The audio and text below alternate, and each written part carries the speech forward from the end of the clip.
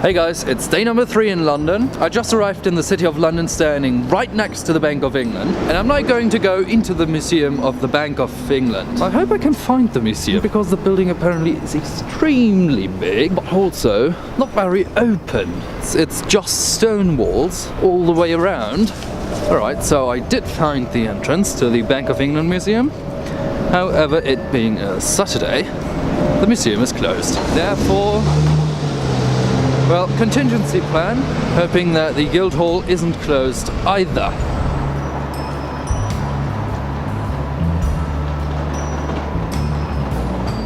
I'm now walking towards the Guildhall, and I do have to say the amount of traffic, or better the lack of it, is truly amazing. I am walking through the busiest part of London, but apparently on Saturday everyone's having their day off.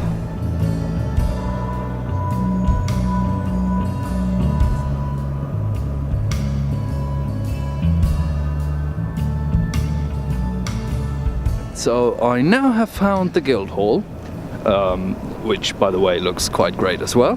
However, everything's closed. So contingency plan number 2, I'm going to look for the Museum of London and hope that that is not closed either, because that would be a real shame. And here we have a map. So the Museum of London should be easy within a 5-minute walk.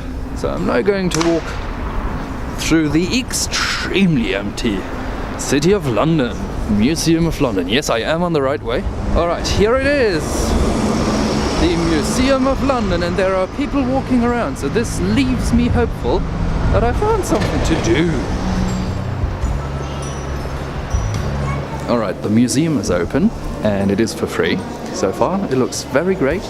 It's about the history of London from what they call London before London. And now I'm going into the part which is Romans and onwards. I do have to say the exhibition is absolutely lovely made. I do have my joy walking around. It's the little child coming out in me. And yet as a historian it's not, you know, uninteresting. So definitely yay for this exhibition. And now we're going to the medievals. So the medieval part just ended with the obliteration of London with the Great Fire in 1666. And now we're in the modern times. Alright, so apparently you're not supposed to videotape inside the museum, only pictures allowed. So I'm now walking down towards St. Paul's. Take some pictures of that daylight. And then I will walk past St. Bartholomew's.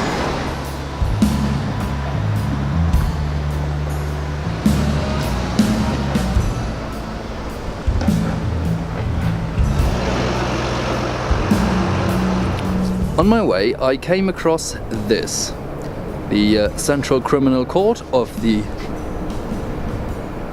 Corporation of London. And for all of you who are interested, the Corporation of London is the entity that does run the City of London, which again, not to be confused with London as in Greater London. The Corporation of London is one of the, if not the oldest corporation in the world. Alright, I'm now standing right in front of St. Bartholomew's Hospital, and I suspect a few of you might actually know the facade and a particular rooftop for a particular reason. And yes, I'm also going to Baker Street today. So if that is not clue enough, let me show you the facade.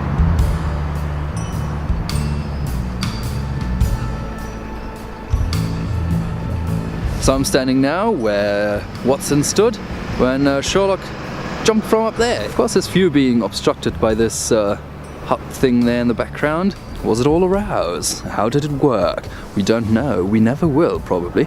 Anyway, I'm now going to get on to Baker Street. This is what Baker Street looks like today. An awfully long line of tourists in front of the perceived number 221B Baker Street, housing the Sherlock Holmes Museum. So I hope you enjoyed this little tour around the City of London, and will join me again next time when I take you to the British Museum. Stay safe and see you soon. As already mentioned earlier, the streets are empty. In fact, empty enough for me to walk on them in the middle of London.